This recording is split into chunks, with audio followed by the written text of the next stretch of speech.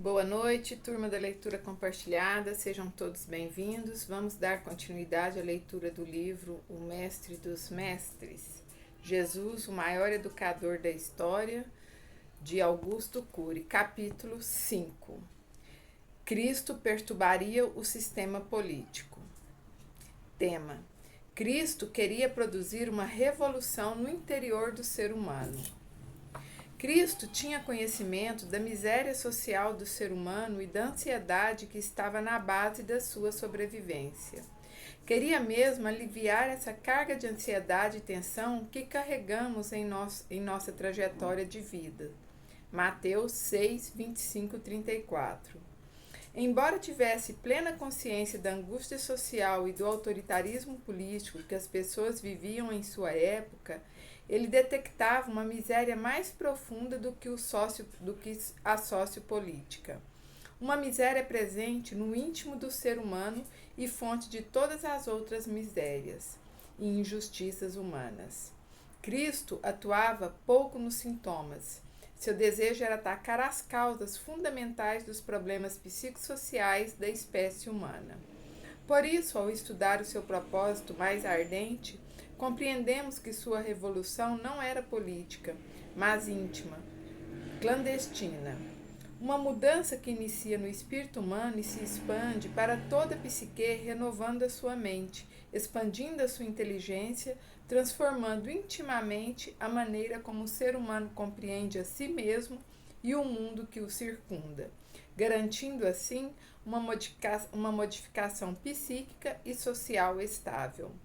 Cristo pregava que somente por meio dessa revolução silenciosa e íntima seríamos capazes de vencer a paranoia do materialismo não inteligente e do individualismo e se desenvolver os sentimentos mais altruístas da inteligência, como a solidariedade, a cooperação social, a preocupação com a dor do outro, o prazer contemplativo, o amor como fundamento das relações sociais. Quem pode questioná-lo? A história tem confirmado ao longo das sucessivas gerações que ele tinha razão. O comunismo ruiu e não produziu o paraíso dos proletários. O capitalismo gerou um grande desenvolvimento tecnológico e socioeconômico. Todavia, o capitalismo precisa de inúmeras correções, pois é sustentado pela paranoia de competição predatória, pelo individualismo, pela valorização da produtividade acima das necessidades intrínsecas da humanidade. A democracia, que tem sido uma das mais importantes conquistas da inteligência humana por garantir o direito à liberdade de pensar e se expressar, não estancou algumas chagas psicossociais fundamentais da sociedade moderna, como a violência psicológica, as discriminações, a farmacodependência, a exclusão social. Agora vamos retornar ao ambiente em que Cristo vivia, como expliquei. Agora vamos retornar ao ambiente em que Cristo vivia. Como expliquei, ele procurou realizar uma revolução clandestina na psique, no espírito humano. Por diversas vezes demonstrou claramente que o seu trono não estava em Jerusalém. Para espanto de todos, declarou que seu reino se localizava no interior de cada ser humano. Jerusalém era a capital cultural e religiosa de Israel, onde escribas e fariseus, que eram os líderes políticos e os intelectuais da época, amavam, como alguns políticos de hoje, os melhores lugares nos banquetes, o status e o brilho social. Mateus 23, 5, 7. Cristo sabia que em Jerusalém esses líderes jamais aceitariam essa revolução interior, jamais aceitariam essa mudança na natureza humana, essa transformação no pensamento e na maneira de ver o mundo. De fato, sua proposta, ao mesmo tempo bela e atraente, era ousadíssima. Conduzir as pessoas a se interiorizar e reciclar seus paradigmas e conceitos culturais é uma tarefa quase impossível quando elas são intelectualmente rígidas e fechadas. Ele sabia e previa que quando abrisse a boca, a cúpula de Israel iria odiá-lo, rejeitá-lo e persegui-lo. Por isso, passou um longo período na Galileia, antes de ir para Jerusalém. Tema: Israel traiu seu desejo histórico de liberdade. Israel sempre preservou sua identidade como nação e valorizou intensamente sua liberdade e independência. Seu povo tem uma história incomum e, em certo sentido, poética. Abraão, patriarca desse povo, deixou com intrepidez a conturbada terra de Ur dos caldeus e foi em busca de uma terra desconhecida. Abraão era um homem íntegro e determinado.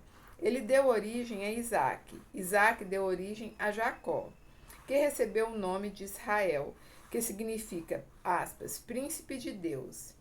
Israel teve 12 filhos, que deram origem a 12 tribos.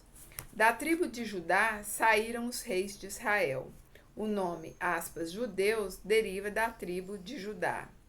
As raízes milenares desse povo culturalmente rico impediram que ele se submetesse ao jugo de qualquer imperador. Apenas a força agressiva dos impérios sufocava o ardente desejo de liberdade e independência dessa nação. Em razão do seu desejo compulsivo,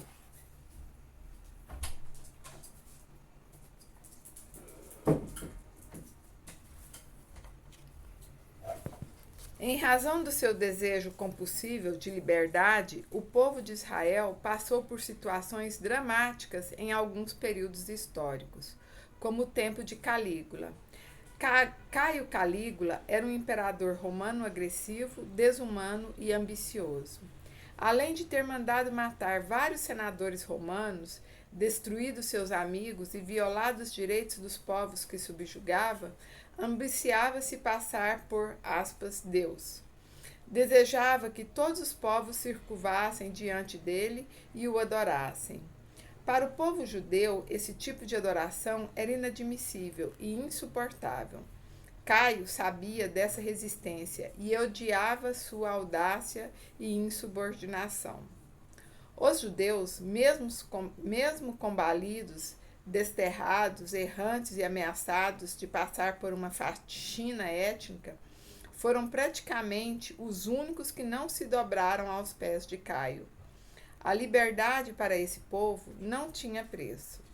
Flávio Joséfo, um brilhante historiador que viveu no século I dessa era, nos relata uma história dramática pela qual o povo de Israel passou por causa do desejo de preservar sua independência. Esse povo era considerado um corpo estranho no vasto domínio de Roma e tinha frequentes reações contra esse império. No ano 70 depois de Cristo, os judeus novamente se revoltaram e se sitiaram dentro de Jerusalém. Tito, general romano, foi encarregado de debater o foco de resistência e retornar a Jerusalém. Os judeus podiam render-se ou resistir e lutar.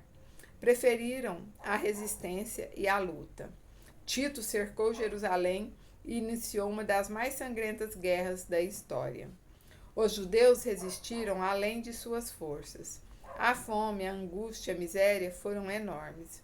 Morreram tantos judeus que a cidade ficou impregnada de mau cheiro. Pisava-se em cadáveres nas ruas. Por fim, Jerusalém foi destruída e o que restou do povo foi levado como cativo e dispersado.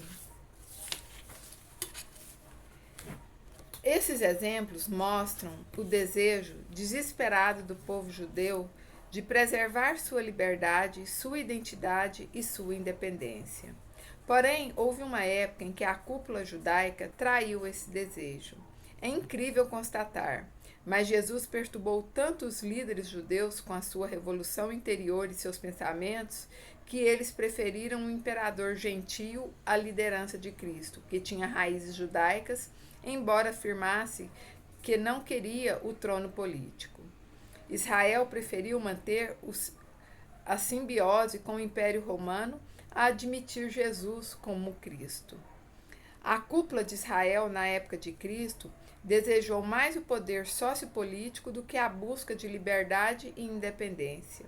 Todavia, a maioria do povo judeu provavelmente não concordava com essa postura. Havia até mesmo diversos membros da cúpula, como Nicodemos e José de Arimateia, que tinham grande apreço por Cristo e discordavam da sua injusta condenação. Entretanto, eles se calaram, pois temiam as consequências que sofreriam por acreditar em Jesus. Quando foi que a cúpula judaica traiu o desejo de liberdade e independência que movia há séculos o povo de Israel? Foi quando Pilatos, zombando dela, disse que não poderia crucificar, aspas, o rei dos judeus. Mateus 15:9. Seus dirigentes ficaram indignados com o traje de Pilatos e por isso o pressionaram e suplicaram-lhe que crucificasse Cristo, dizendo que César é que era seu rei. Os judeus sempre rejeitaram drasticamente o domínio do Império Romano, mas naquele momento preferiram César a Cristo, um romano a um judeu. Como disse, Jesus afirmava que queria um reino oculto dentro do ser humano. A liderança judia se sentia ameaçada por esses pensamentos. Seu plano era intrigante e complexo demais para ela. Seu propósito quebrava todos os paradigmas existenciais. Por isso, Cristo foi dramaticamente rejeitado. Alguns judeus dizem hoje que Cristo era uma pessoa querida e valorizada na época pela cúpula judaica. Porém, as biografias de Cristo são claras a esse respeito. Ele foi silenciado, odiado, zombaram dele, cuspiram-lhe no rosto, embora fosse amável, dócil e humilde, e ao mesmo tempo pronunciasse palavras chocantes, nunca ouvidas. Suas palavras se tornaram perturbadoras demais para serem analisadas, principalmente por aqueles que amavam o poder e não eram fiéis à própria consciência. E assim é, e fica nossa reflexão na nossa consciência dessa jornada, desse Cristo maravilhoso. Gratidão, boa noite a todos.